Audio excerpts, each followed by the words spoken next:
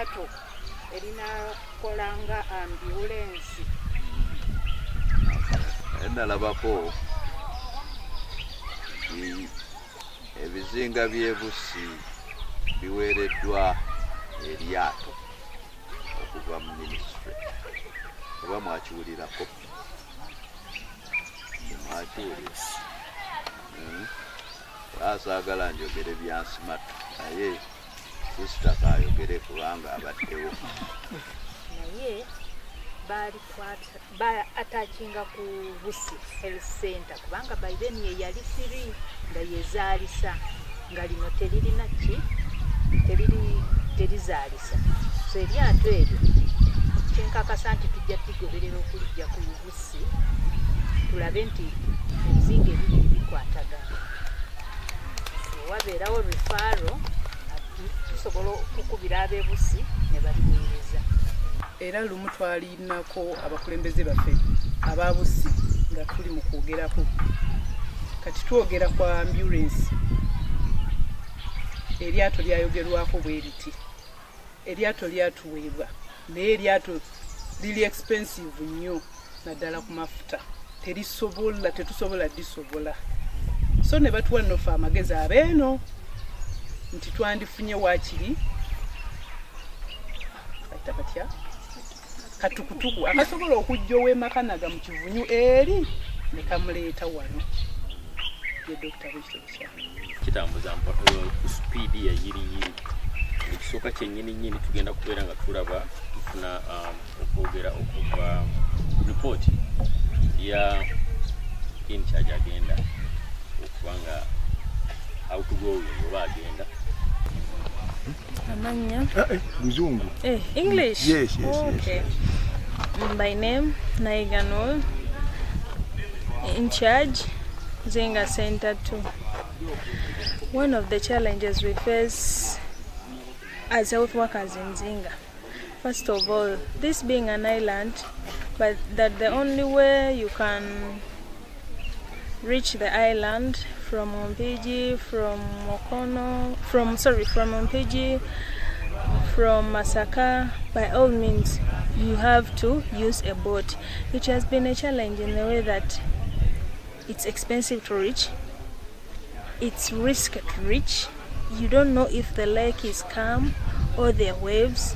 It's just really been hard, very, very hard.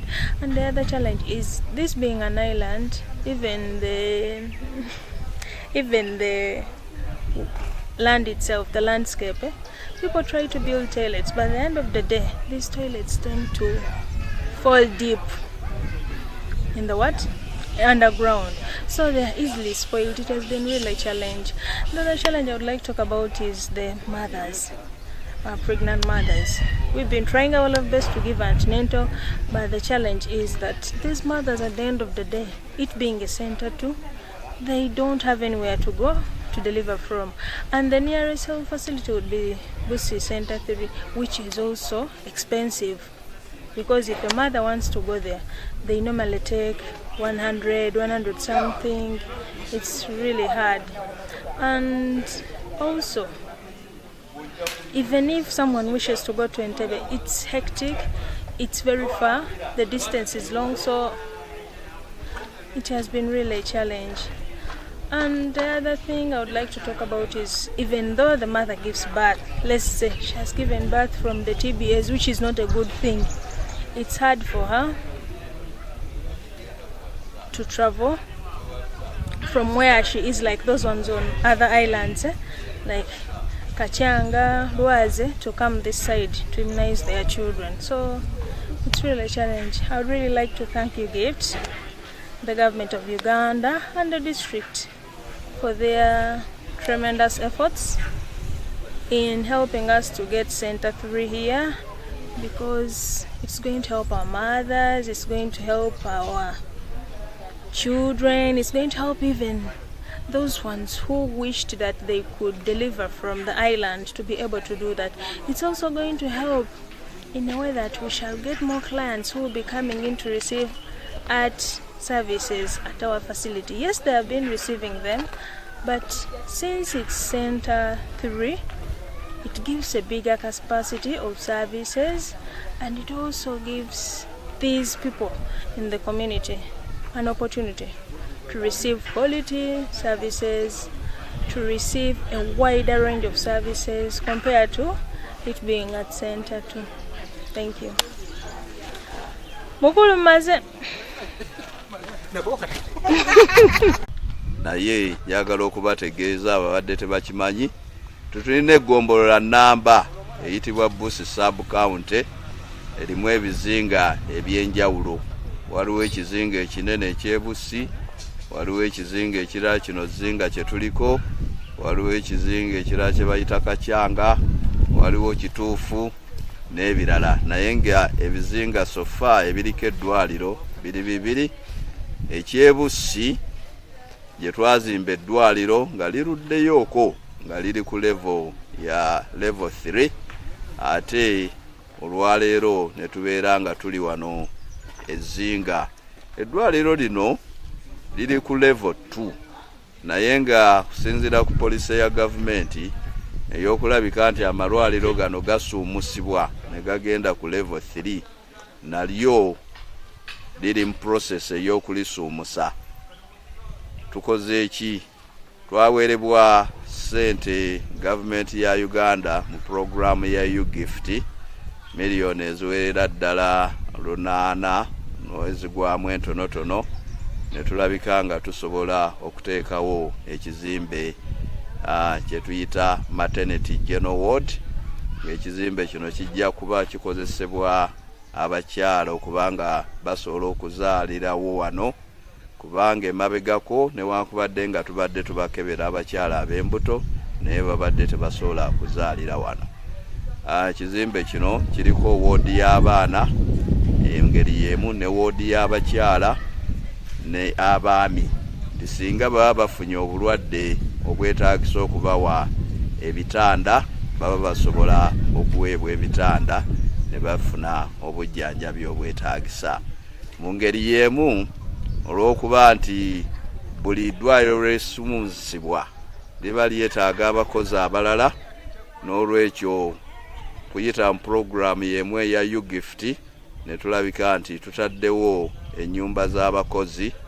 Waliwo ennyumba y'abakozi ezimbibwa ng'ati esobola okusuza basitaafu abasukka mu omu, nga egenzeeko miliyoni 182, era nga mu kulambula luno kuno tusanze nga eneetera okuggibwako engalo.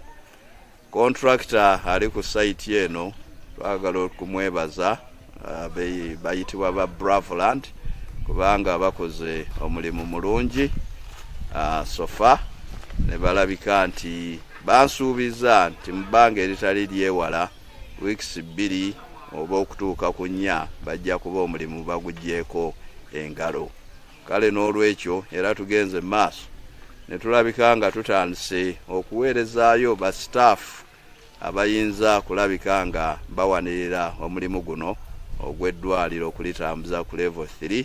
Gamba nga abasawo abazaalisa, tuweerezaako wano abasawo abazaalisa 2 betusuubira nti essaawa yonna bagenda kutuuka batandika okukakkala by'omulimu gwabwe, ate n'okulabika nti tutandikawo ekkeberero ly'omusaayi n'ebigenderako, era ne tuweereza n'omukugu akwatibwako alabike nga atandika emirimu gye.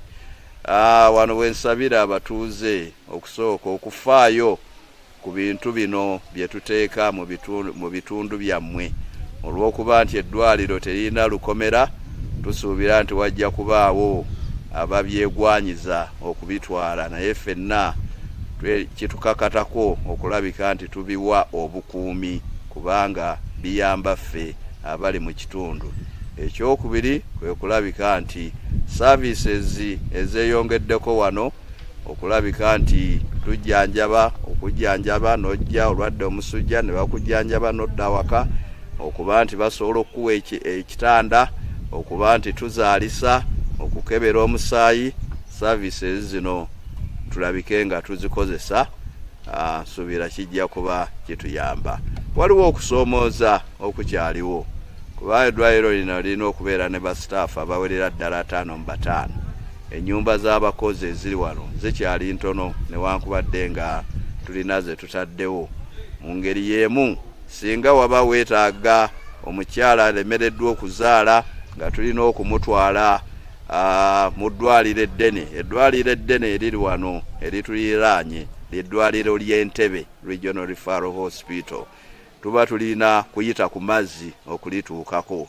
N'olwekyo twetaaga boat ambulance eyinza okutuyambako ate n'ebigenderako.